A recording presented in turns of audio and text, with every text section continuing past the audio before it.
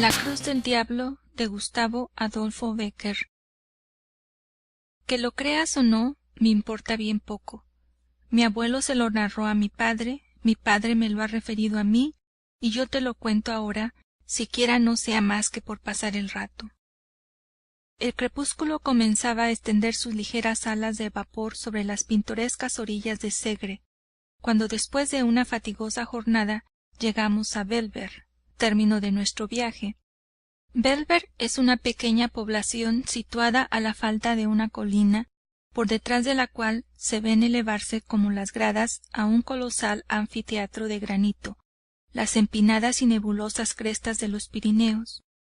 Los blancos caseríos que la rodean, salpicados aquí y allá sobre una ondulante sábana de verdura, parecen a lo lejos un bando de palomas que han abatido su vuelo para apagar su sed en las aguas de la ribera.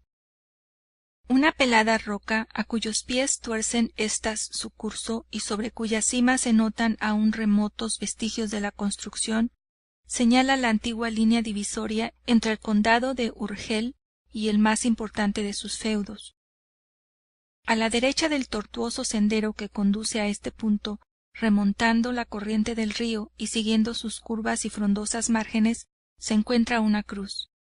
El asta y los brazos son de hierro, la redonda base en que se apoya de mármol y la escalinata que a ella conduce de obscuros y mal unidos fragmentos de sillería. La destructora acción de los años que ha cubierto de orín el metal ha roto y carcomido la piedra de este monumento, entre cuyas hendiduras crecen algunas plantas trepadoras que suben enredándose hasta coronarlo, mientras una vieja y corpulenta encina le sirve de dosel.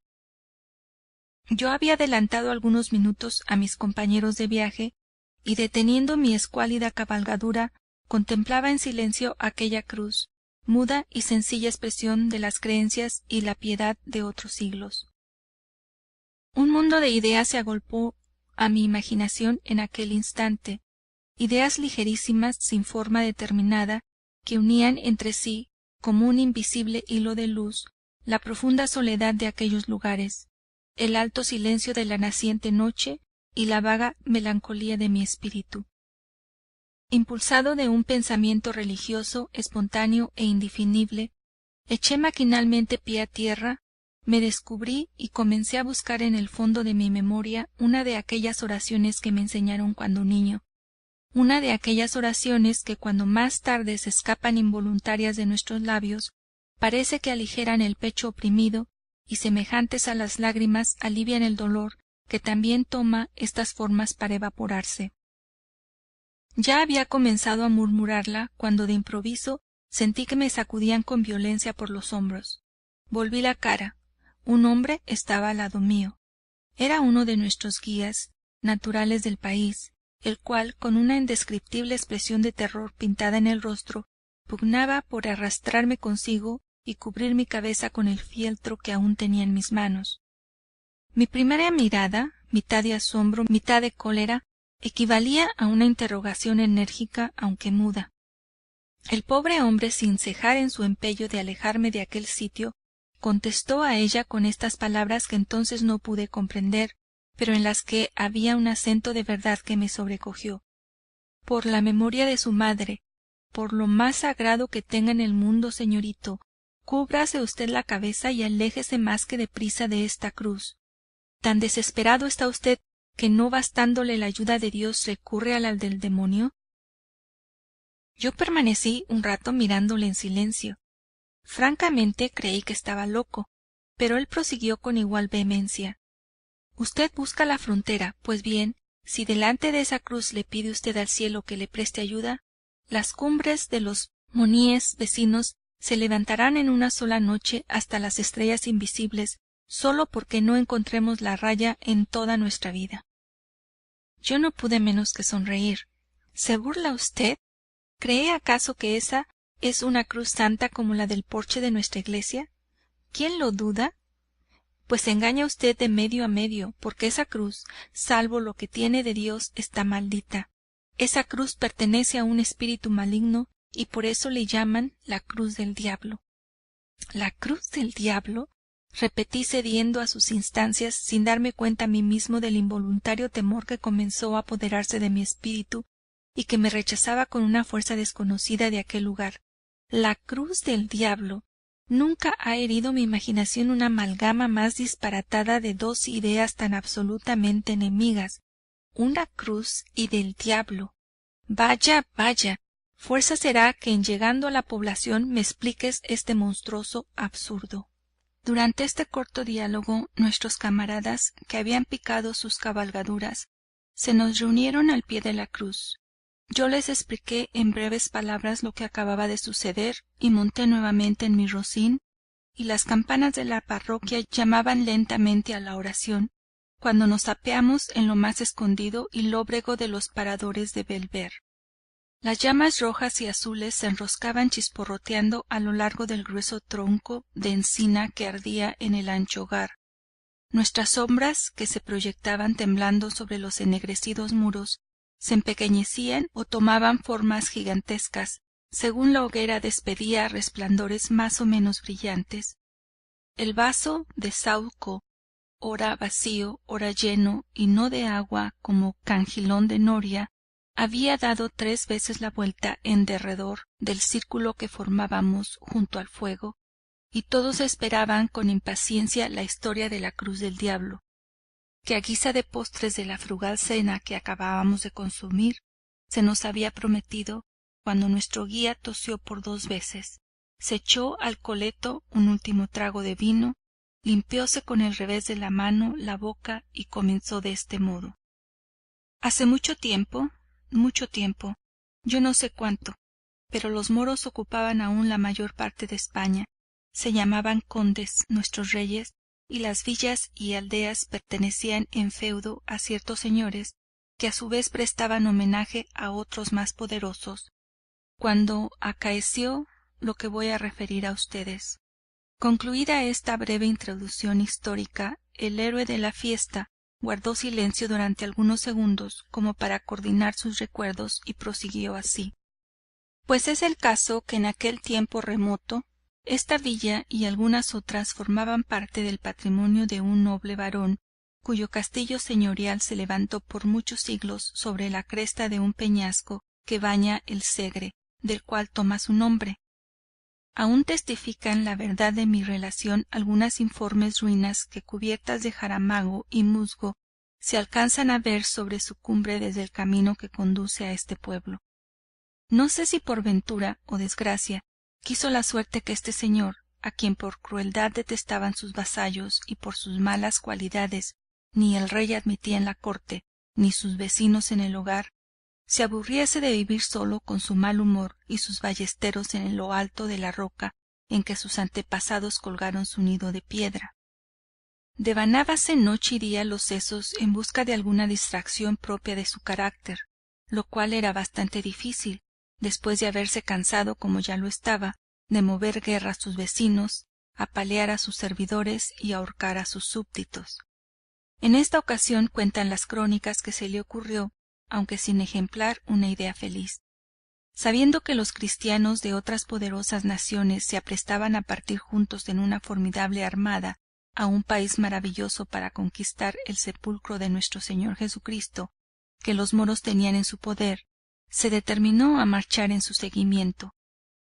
Si realizó esta idea con objeto de purgar sus culpas, que no eran pocas, derramando su sangre en tan justa empresa, o con el de trasplantarse a punto donde sus malas mañas no se conociesen, se ignora. Pero la verdad del caso es que con gran contentamiento de grandes y chicos, de vasallos y de iguales, allegó cuanto dinero pudo, redimió a sus pueblos del señorío mediante una gruesa cantidad, y no conservando de propiedad suya más que el peñón de Segre y las 4 torres del castillo, herencia de sus padres, desapareció de la noche a la mañana. La comarca entera respiró en libertad durante algún tiempo, como si despertara de una pesadilla. Ya no colgaban de los árboles de sus sotos, embús de frutas, racimos de hombres. Las muchachas del pueblo no temían a salir con su cántaro en la cabeza a tomar agua de la fuente del camino, ni los pastores llevaban sus rebaños al Segre por sendas impracticables y ocultas, temblando encontrar a cada vuelta de la trocha a los ballesteros de su muy amado señor. Así transcurrió el espacio de 3 años, la historia del mal caballero, que sólo por este nombre se le conocía. Comenzaba a pertenecer al exclusivo dominio de las viejas, que en las eternas veladas del invierno las relataban en voz hueca y temerosa a los asombrados chicos. Las madres asustaban a los pequeñuelos incorregibles o llorones, diciéndoles que viene el señor del Segre, cuando he aquí que no sé si un día o una noche, si caído del cielo o abortado de los profundos, el temido señor apareció efectivamente y, como suele decirse, en carne y hueso en mitad de sus antiguos vasallos. Renuncio a describir el efecto de esta agradable sorpresa. Ustedes se lo podrán figurar mejor que yo pintarlo, sólo con decirles que tornaba reclamando sus vendidos derechos, que si malo se fue, peor volvió, y si pobre y sin crédito se encontraba antes de partir a la guerra, ya no podía contar con más recursos que su despreocupación, su lanza y una media docena de aventureros tan desalmados y perdidos como su jefe. Como era natural, los pueblos se resistieron a pagar tributos que a tanta costa habían redimido, pero el señor puso fuego a sus heredades, a sus alquerías y a sus mieses. Entonces apelaron a la justicia del rey, pero el señor se burló de las cartas leyes de los condes soberanos, las clavó en el póstigo de sus torres y colgó a los farsantes de una encina. Exasperados y no encontrando otra vía de salvación, por último se pusieron de acuerdo entre sí, se encomendaron a la divina providencia y tomaron las armas. Pero el señor reunió a sus secuaces, llamó en su ayuda al diablo y se encaramó a su roca y se preparó a la lucha. Esta comenzó terrible y sangrienta. Se peleaba con todas armas, en todos sitios y a todas horas, con la espada y el fuego, en la montaña y en la llanura, en el día y durante la noche. Aquello no era pelear para vivir, era vivir para pelear. Al cabo triunfó la causa de la justicia, oigan ustedes cómo.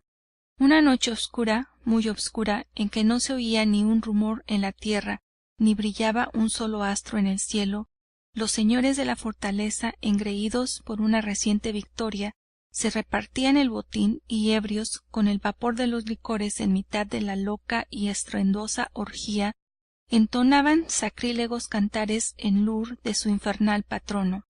Como dejó dicho, nada se oía alrededor del castillo excepto el eco de las blasfemias que palpitaban, perdidas en el sombrío seno de la noche, como palpitan las almas de los condenados envueltas en los pliegues del huracán de los infiernos. Ya los descuidados centinelas habían fijado algunas veces sus ojos en la villa que reposaba silenciosa y se habían dormido sin temor a una sorpresa, apoyados en el grueso tronco de sus lanzas, cuando he aquí que algunos aldeanos, resueltos a morir y protegidos por la sombra, comenzaron a escalar el cubierto peñón del Segre, a cuya cima tocaron a punto de la medianoche. Una vez en la cima, lo que faltaba por hacer fue obra de poco tiempo. Los centinelas salvaron de un solo salto el valladar que separa al sueño de la muerte. El fuego, aplicado con teas de resina al puente y al rastrillo, se comunicó con la rapidez del relámpago a los muros, y los escaladores, favorecidos por la confusión y abriéndose paso entre las llamas, dieron fin con los habitantes de aquella guarida en un abrir y cerrar de ojos. Todos perecieron. Cuando el cercano día comenzó a blanquear las altas copas de los enebros, humeaban aún los calcinados escombros de las desplomadas torres, y a través de sus anchas brechas, chispeando al herirla la luz, y colgada de uno de los negros pilares de la sala del festín, era fácil divisar la armadura del temido jefe, cuyo cadáver, cubierto de sangre y polvo, yacía entre los desgarrados tapices y las calientes cenizas, confundido con los de sus obscuros compañeros. El tiempo pasó. Comenzaron los zarzales a rastrear por los desiertos patios, la hiedra a enredarse en los oscuros manchones y las campanillas azules a mecerse colgadas de las mismas almenas. Los desiguales soplos de la brisa, el graznido de las aves nocturnas y el rumor de los reptiles que se deslizaban entre las altas hierbas turbaban sólo de vez en cuando el silencio de muerte de aquel lugar maldecido. Los insepultos huesos de sus antiguos moradores blanqueaban al rayo de la luna, y aún podía verse el haz de armas del señor del Segre colgado del negro pilar de la sala del festín. Nadie osaba tocarle, pero corrían mil fábulas acerca de aquel objeto, causa incesante de las hablillas y terrores para los que le miraban llamear durante el día, herido por la luz del sol, o creían percibir en las altas horas de la noche el metálico son de sus piezas que chocaban entre sí cuando las movía el viento con un gemido prolongado y triste.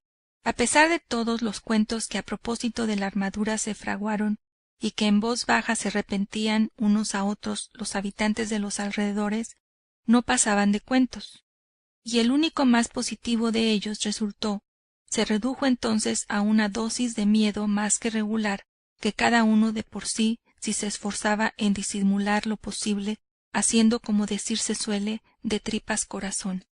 Si de aquí no hubiera pasado la cosa, nada se habría perdido.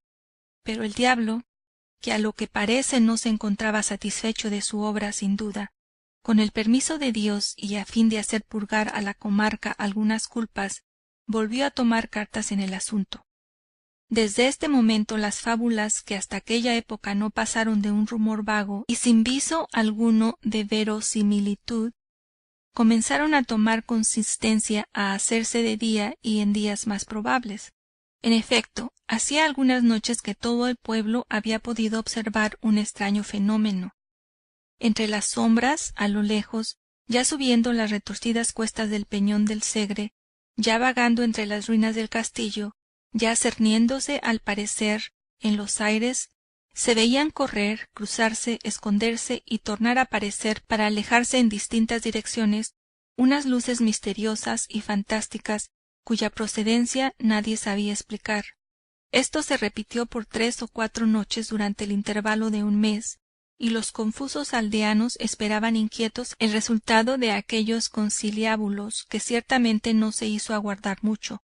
Cuando 3 o 4 alquerías incendiadas, varias reses desaparecidas y los cadáveres de algunos caminantes despeñados en los precipicios pusieron en alarma todo el territorio en 10 leguas a la redonda.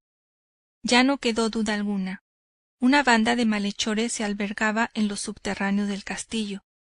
Estos, que sólo se presentaban al principio, muy de tarde en tarde y en determinados puntos del bosque, que aun en el día se dilata a lo largo de la ribera, concluyeron por ocupar casi todos los desfiladeros de las montañas, emboscarse en los caminos, saquear los valles y descender como un torrente a la llanura, donde a este quiero, a este no quiero, no dejaban títere con cabeza. Los asesinatos se multiplicaban, las muchachas desaparecían, y los niños eran arrancados de sus cunas a pesar de los lamentos de sus madres para servirlos en diabólicos festines en que, según la creencia general, los vasos sagrados sustraídos de las profanadas iglesias servían de copas.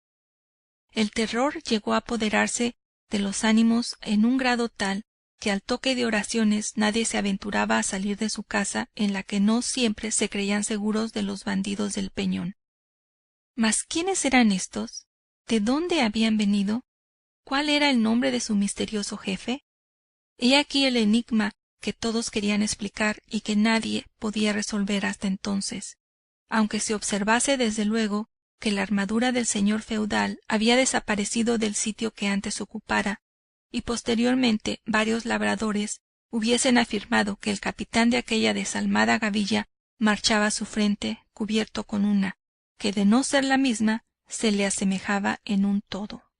Cuanto queda repetido, si se le despoja de esa parte de fantasía con que el miedo abulta y completa sus creaciones favoritas, nada tiene en sí de sobrenatural y extraño. ¿Qué cosa más corriente en unos bandidos que las ferocidades con que éstos se distinguían, ni más natural que el apoderarse su jefe de las abandonadas armas del señor del Segre?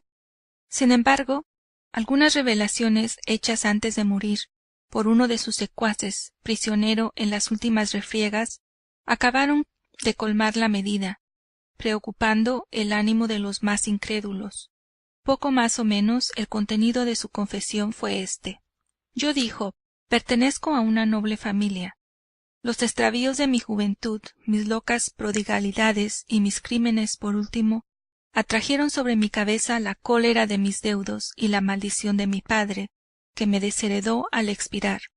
Hallándome solo y sin recursos de ninguna especie, el diablo sin duda debió sugerirme la idea de reunir a algunos jóvenes que se encontraban en una situación idéntica a la mía, los cuales, seducidos con las promesas de un porvenir, de disipación y libertad y abundancia, no vacilaron un instante en suscribir a mis designios.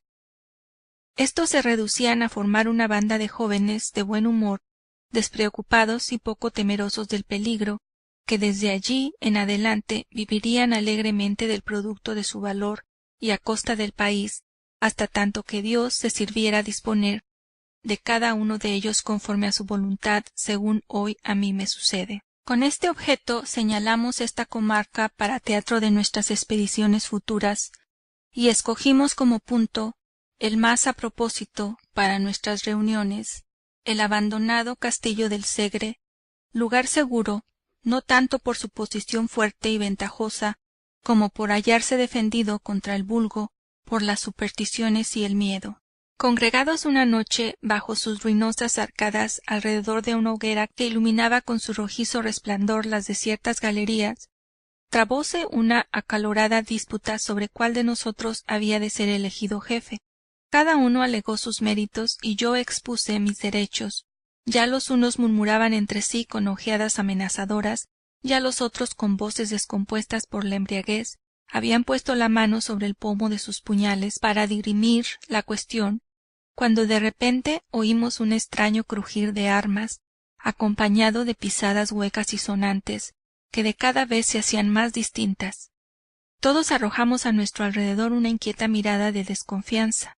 Nos pusimos de pie y desnudamos nuestros aceros, determinados a vender caras las vidas, pero no pudimos por menos de permanecer inmóviles al ver adelantarse con paso firme e igual un hombre de elevada estatura, completamente armado de la cabeza al pie y cubierto el rostro con la víscera del casco, el cual, desnudando su montante, que dos hombres podrían apenas manejar, y poniéndole sobre uno de los carcomidos fragmentos de las rotas arcadas, exclamó con una voz hueca y profunda, semejante al rumor de una caída de aguas subterráneas: si alguno de vosotros se atreve a ser el primero, mientras yo habite en el castillo del Segre, que tome esa espada signo del poder. Todos guardamos silencio hasta que, transcurrido el primer momento de estupor, le proclamamos a grandes voces nuestro capitán, ofreciéndole una copa de nuestro vino, la cual rehusó por señas, acaso por no descubrirse la faz que en vano procuramos distinguir a través de las rejillas de hierro que le ocultaban a nuestros ojos. No obstante, aquella noche pronunciamos el más formidable de los juramentos, y a la siguiente dieron principios nuestras nocturnas correrías. En ellas nuestro misterioso jefe marchaba siempre delante de todos. Ni el fuego le ataja, ni los peligros le intimidan, ni las lágrimas le conmueven. Nunca despliega sus labios, pero cuando la sangre humea en nuestras manos, como cuando los templos se derrumban calcinados por las llamas, cuando las mujeres huyen espantadas entre las ruinas y los niños arrojan gritos de dolor y los ancianos perecen a nuestros golpes, contesta con una carcajada de feroz alegría a los gemidos, a las imprecaciones y a los lamentos. Jamás se desnuda de sus armas, ni abate la visera de su casco, después de la victoria, ni participa del festín, ni se entrega al sueño.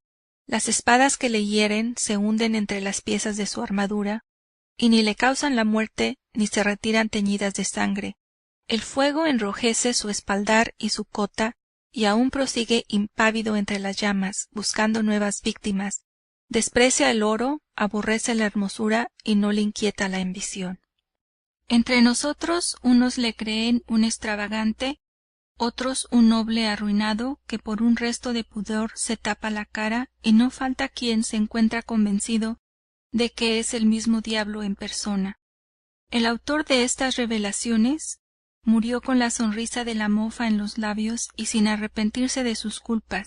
Varios de sus iguales le siguieron en diversas épocas al suplicio, pero el temible jefe, a quien continuamente se unían nuevos prosélitos, no cesaba en sus desastrosas empresas. Los infelices habitantes de la comarca, cada vez más aburridos y desesperados, no acertaban ya con la determinación que debería tomarse para concluir de un todo con aquel orden de cosas cada día más insoportable y triste. Inmediato a la villa y oculto en el fondo de un espeso bosque, vivía a esta sazón, en una pequeña ermita dedicada a San Bartolomé, un santo hombre de costumbres piadosas y ejemplares, a quien el pueblo tuvo siempre en olor de santidad, merced a sus saludables consejos y acertadas predicciones. Este venerable ermitaño, a cuya prudencia y proverbial sabiduría encomendaron los vecinos de Bellver la resolución de este difícil problema, después de implorar la misericordia divina por medio de su santo patrono, que como ustedes no ignoran, conoce al diablo muy de cerca, y en más de una ocasión le ha atado bien corto. Les aconsejó que se emboscasen durante la noche al pie del pedregoso camino que sube serpenteando por la roca en cuya cima se encontraba el castillo, encargándoles al mismo tiempo que ya ahí no hiciesen uso de otras armas para aprenderlo que de una maravillosa oración que les hizo aprender de memoria y con la cual aseguraban las crónicas que San Bartolomé había hecho al diablo su prisionero. Púsose en la planta el proyecto y su resultado excedió a cuantas esperanzas se habían concebido, pues aún no iluminaba el sol del otro día la torre de Bellver, cuando sus habitantes, reunidos en grupos en la plaza mayor, se contaban unos a otros con aire de misterio cómo aquella noche, fuertemente atado de pies y manos y a lomos de una poderosa mula, había entrado en la población el famoso capitán de los bandidos del Segre. ¿De qué arte se valieron los acometedores de esta empresa para llevarla al término? Ni nadie se lo acertaba a explicar, ni ellos mismos podían decirlo. Pero el hecho era que, gracias a la oración del santo o al valor de sus devotos, la cosa había sucedido tal como se refería. Apenas la novedad comenzó a extenderse de boca en boca y de casa en casa, la multitud se lanzó a las calles con ruidosa algazara y corrió a reunirse a las puertas de la prisión. La campana de la parroquia llamó a consejo y los vecinos más respetables se juntaron en capítulo y todos aguardaban ansiosos la hora en que el reo había de comparecer ante sus improvisados jueces.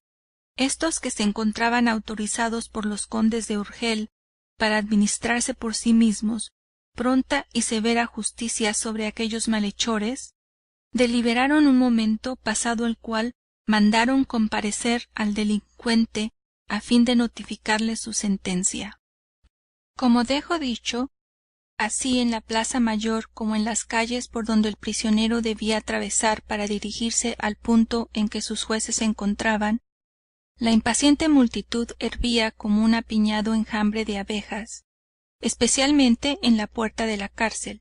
La conmoción popular tomaba cada vez mayores proporciones y ya los animados diálogos, los sordos murmullos y los amenazadores gritos comenzaban a poner en cuidado a sus guardas, cuando afortunadamente llegó la orden de sacar al reo.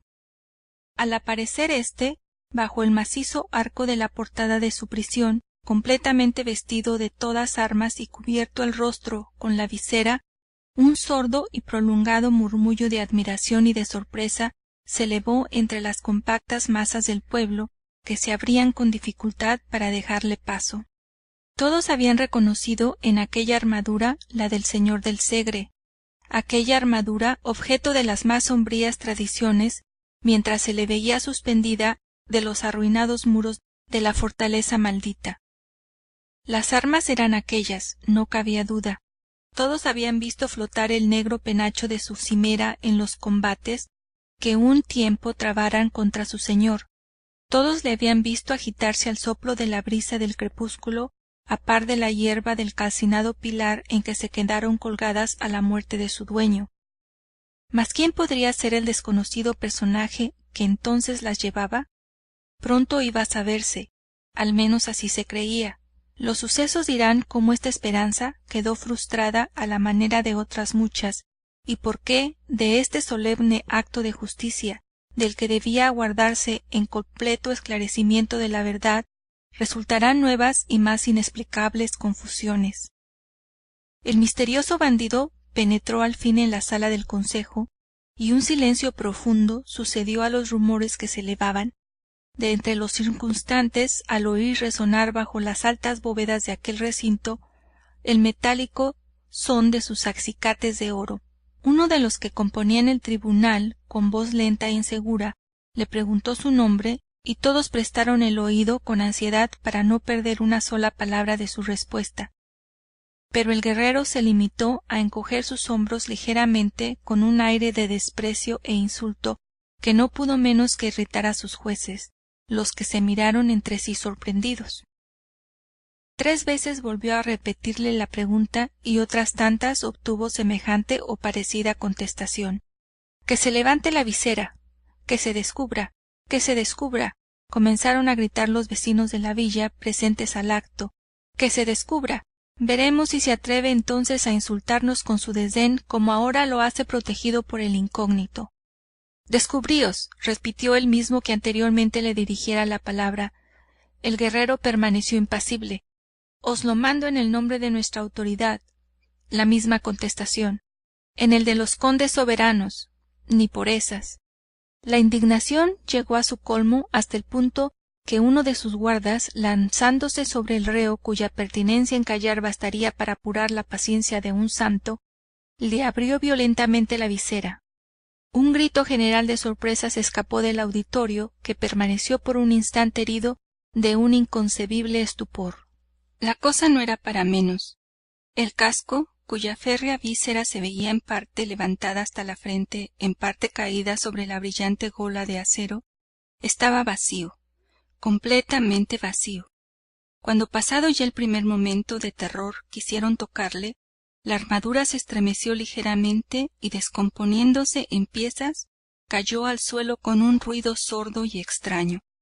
La mayor parte de los espectadores, a la vista del nuevo prodigio, abandonaron tumultuosamente la habitación y salieron despavoridos a la plaza. La nueva se divulgó con la rapidez del pensamiento entre la multitud, que aguardaba impaciente el resultado del juicio, y fue tal la alarma, la revuelta y la vocería, que ya a nadie cupo duda sobre lo que de pública voz se aseguraba, esto es, que el diablo, a la muerte del señor del Segre, había heredado los feudos de Bellver. Al fin se apaciguó el tumulto y decidióse volver a un calabozo la maravillosa armadura. Ya en él despacháronse 4 emisarios que en representación de la atribulada villa hiciesen presente el caso al conde de Urgel y al arzobispo, los que no tardaron muchos días en tomar con la resolución de estos personajes. Resolución que, como suele decirse, era breve y compendiosa. Cuélguese, les dijeron, la armadura en la plaza mayor de la villa, que si el diablo la ocupa, fuerza le será el abandonarla o ahorcarse con ella. Encantados los habitantes de Bellver con tan ingeniosa solución, volvieron a reunirse en consejo, mandaron levantar una altísima horca en la plaza, y cuando ya la multitud ocupaba sus avenidas, se dirigieron a la cárcel por la armadura, en corporación con toda la solemnidad que la importancia del caso requería.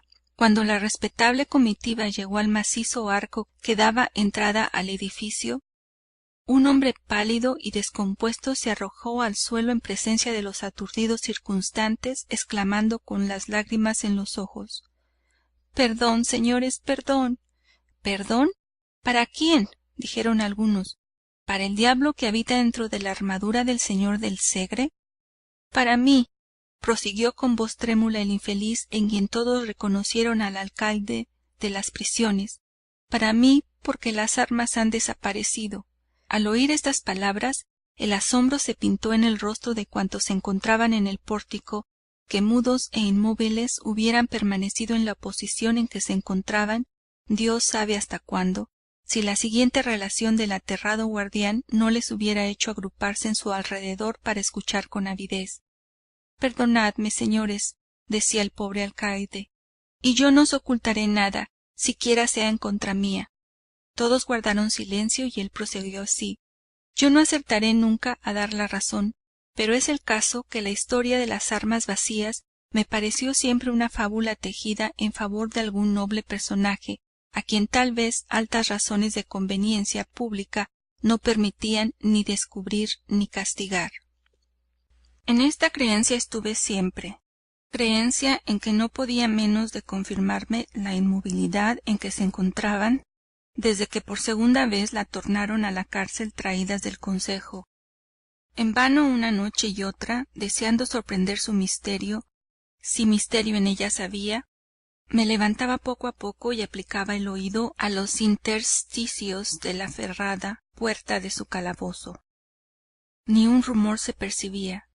En vano procuré observarlas a través de un pequeño agujero producido en el muro. Arrojadas sobre un poco de paja y en uno de los más oscuros rincones, permanecían un día y otro descompuestas e inmóviles. Una noche, por último, aguijoneado por la curiosidad y deseando convencerme por mí mismo de que aquel objeto de terror nada tenía de misterioso, encendí una linterna, bajé a las prisiones, levanté sus dobles aldabas, y no cuidando siquiera, tanta era mi fe en que todo no pasaba de un cuento, de cerrar las puertas tras de mí. Penetré en el calabozo. Nunca lo hubiera hecho. Apenas anduve algunos pasos, la luz de mi linterna se apagó por sí sola, y mis dientes comenzaron a chocar, y mis cabellos a erizarse, turbando el profundo silencio que me rodeaba. Había oído como un ruido de hierros que se removían y chocaban al unirse entre las sombras. Mi primer movimiento fue arrojarme a la puerta para cerrar el paso, pero al asir sus hojas sentí sobre mis hombros una mano formidable cubierta con un guantelete, y después de sacudirme con violencia me derribó sobre el dintel. Allí permanecí hasta la mañana siguiente, que me encontraron mis servidores, falto de sentido y recordando solo que después de mi caída había creído percibir confusamente como unas pisadas sonoras, al compás de las cuales resonaba un rumor de espuelas, que poco a poco se fue alejando hasta perderse. Cuando concluyó el alcaide, reinó un silencio profundo al que siguió luego un infernal concierto de lamentaciones, gritos y amenazas. Trabajo costó a los más pacíficos el contener al pueblo, que furioso con la novedad pedía a grandes voces la muerte del curioso autor de su nueva desgracia. Al cabo logróse apaciguar el tumulto y comenzaron a disponerse a una nueva persecución. Esta obtuvo también un resultado satisfactorio. Al cabo de unos días la armadura volvió a encontrarse en poder de sus perseguidores. Conocida la fórmula y mediante la ayuda de San Bartolomé, la cosa no era ya muy difícil. Pero aún quedaba algo por hacer, pues en vano, a fin de sujetarlo, lo colgaron de una horca. En vano emplearon la más exquisita vigilancia con el objeto de quitarle toda ocasión de escaparse por esos mundos. En cuanto las desunidas armas veían 2 dedos de luz, se encajaban y pian pianito volvían a tomar el trote y emprender de nuevo sus excursiones por montes y llanos, que era una bendición del cielo. Aquello era el cuento de nunca acabar. En tan angustiosa situación, los vecinos se repartieron entre sí las piezas de la armadura que acaso por la 100ª vez se encontraban en sus manos, y rogando al piadosa eremita que un día los iluminó con sus consejos, decidiera lo que debía hacerse con ella. El santo varón ordenó al pueblo una penitencia general. Se encerró por 3 días en el fondo de una caverna que le servía de asilo, y al cabo de ellos dispuso que se fundiesen las diabólicas armas, y con ellas y algunos sillares del castillo del Segre se levantase una cruz. La operación se llevó al término, aunque no sin que nuevos y aterradores prodigios llenasen de pavor el ánimo de los consternados habitantes de Bellver. En tanto que las piezas arrojadas a las llamas comenzaban a enrojecerse, largos y profundos gemidos parecían escaparse de la ancha hoguera, de entre cuyos troncos saltaban como si estuvieran vivas y sintiesen la acción del fuego. Una tromba de chispas rojas, verdes y azules danzaban en la cúspide de sus encendidas lenguas y se retorcían crujiendo como si una legión de diablos cabalgando sobre ellas pugnasen por libertar a su señor de aquel tormento. Extraña, horrible fue la operación. en tanto que la candente armadura perdía su forma para tomar la de una cruz. Los martillos caían resonando con un espantoso estruendo sobre el yunque, al que 20 trabajadores vigorosos sujetaban las barras del hirviente metal, que palpitaba y gemía al sentir los golpes. Ya se extendían los brazos del signo de nuestra redención, ya comenzaba a formarse la cabecera, cuando la diabólica y encendida masa se retorcía de nuevo como en una convulsión espantosa, y rodeándose al cuerpo de los desgraciados que pugnaban por desasirse de sus brazos de muerte. Se enroscaba en anillas como una culebra o se contraía en zigzag como un relámpago. El constante trabajo, la fe, las oraciones y el agua bendita consiguieron por último vencer el espíritu infernal y la armadura se convirtió en cruz. Esa cruz es la que hoy habéis visto y a la cual se encuentra sujeto el diablo que le presta su nombre. Ante ella ni las jóvenes colocan en el mes de mayo ramilletes de lirios, ni los pastores se descubren al pasar, ni los ancianos se arrodillan, bastando apenas las severas amonestaciones del clero para que los muchachos no la apedreen. Dios ha cerrado sus oídos a cuantas plegarias se le dirigen en su presencia. En el invierno los lobos se reúnen en manadas junto al enebro que la protege, para lanzarse sobre las reses. Los bandidos esperan a su sombra a los caminantes que entierran a su pie después de que los asesinan, y cuando la tempestad se desata, los rayos tuercen su camino para aliarse, silbando, al asta de esa cruz y romper los sillares de su pedestal. Fin de La cruz del diablo, de Gustavo Adolfo Bécquer.